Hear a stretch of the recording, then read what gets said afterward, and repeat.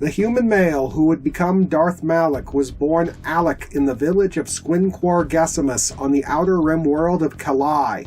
When his world fell victim to Mandalorian raids, Alec fled to Republic space, where he was found to be Force-sensitive and recruited into the Jedi Order, his early learning taking place in the Dantooine Enclave.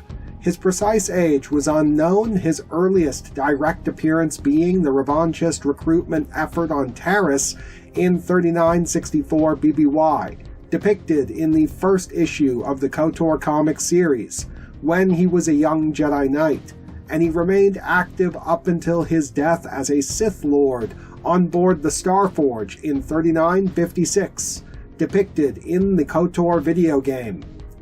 As a young Jedi Knight, Alec was a conventional human specimen with black hair, fair skin, and a robust, muscular build, though his experiences in the Mandalorian Wars and afterwards altered him significantly.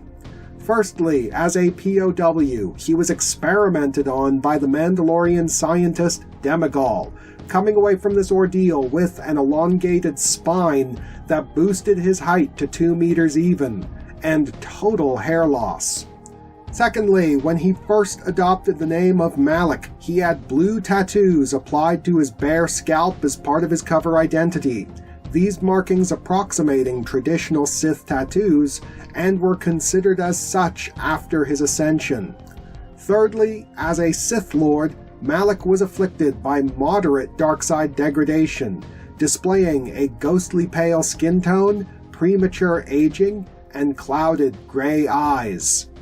Lastly, and more than anything else, he was distinguished by the metal face guard that concealed his missing jaw, the legacy of his failed challenge against Darth Revan.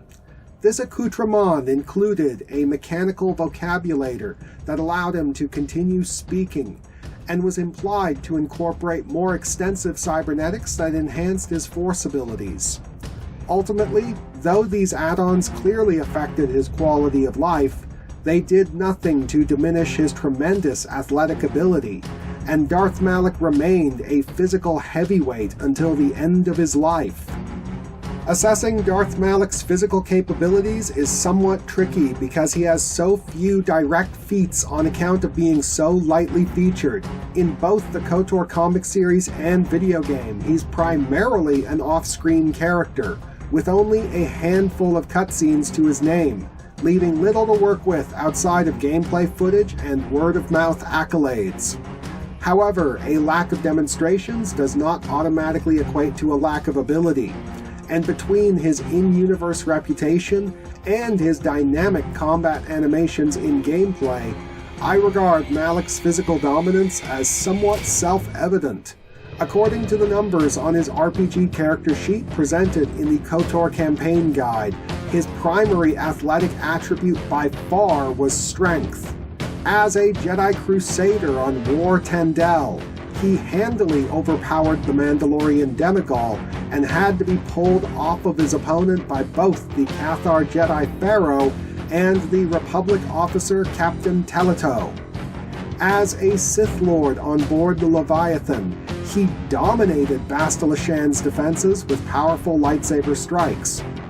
However, Malak leveraged his strength in tandem with his speed to effectively coast on momentum, making him hard-hitting but brittle. Mandalore the Ultimate casually knocked aside Malak's lunging attack with his heavy Mandalorian axe on board the Arcanian Legacy, and within gameplay he could be thrown off balance by shunt blocks, while his own blocks crumbled under power blows.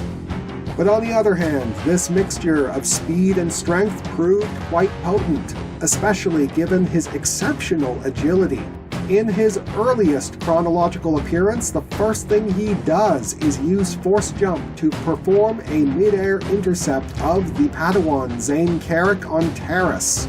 Against Demigol, he casually deflected the Mandalorian's volley of blaster fire with his lightsaber and pulled off another acrobatic intercept when Demigol resorted to his jetpack. As a Sith Lord, he casually deflected Cartho Nasi's volley on board the Leviathan while maneuvering with flying acrobatics and performing tight dodges in gameplay.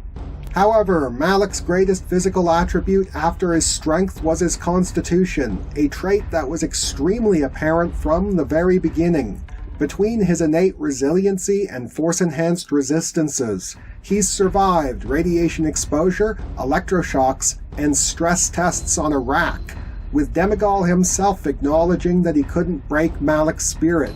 When the two fought on War Tendal, Malak shrugged off a punch to the face, and didn't hesitate to thrust his own hands into a bonfire when attempting to throttle Demigol. When he first challenged Darth Revan as a Sith Lord, their battle turned desperate, and Malak was only subdued when Revan amputated his jaw, a testament to Malak's tenacity. On board the Leviathan, Malak shrugged off Bastila Shan's lightsaber throw, recoiling from the hit but taking no serious injury, and continuing the fight with no apparent difficulty. If this last feat is any indication, then Darth Malak's custom light armor set evidently possessed a certain degree of lightsaber resistance. Based on ancient Rakatan technology, the armor consisted of a red, form-fitting ribbed bodysuit, supplemented by reinforced plating across his chest and an armored belt, over top of which he wore a gray cape over one shoulder and a combat skirt. My belief is that the armor was essentially an armor-weave jack of plate, the energy-dampening fabric acting as a laminate for durasteel plating, providing full defensive coverage and reinforced protection for his vitals, but without compromising his mobility. As already stated in the video opening, we will be discussing the advantages provided by the Starforge. Within the realm of pure physical ability, these were quite straightforward. As demonstrated in gameplay, he enjoyed a heightened level of athletic performance and output, and most notably, he could use Force Drain to siphon energy from captive Jedi held in stasis to replenish his stamina and recover from injuries. Presumably, such drastic repeated use of dark healing to aggressively knit his body back together would likely speed up Malak's dark side degradation, effectively trading years of life for minutes in battle, but his relative youth means that this has yet to become an issue for him. Though ultimately defeated and slain by the redeemed Jedi Revan, multiple sources make quite clear that this was only after an extended and brutal confrontation.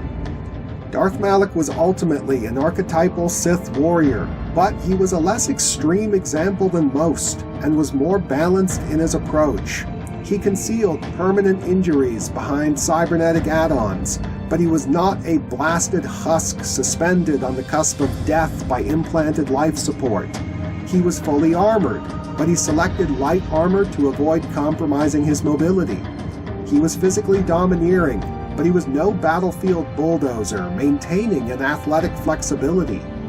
I would characterize Darth Malak as representing a perfect balance between the physical ideals of the Jedi and the Sith, his armor and augmentations not coming at the total expense of his innate attributes nor his humanity.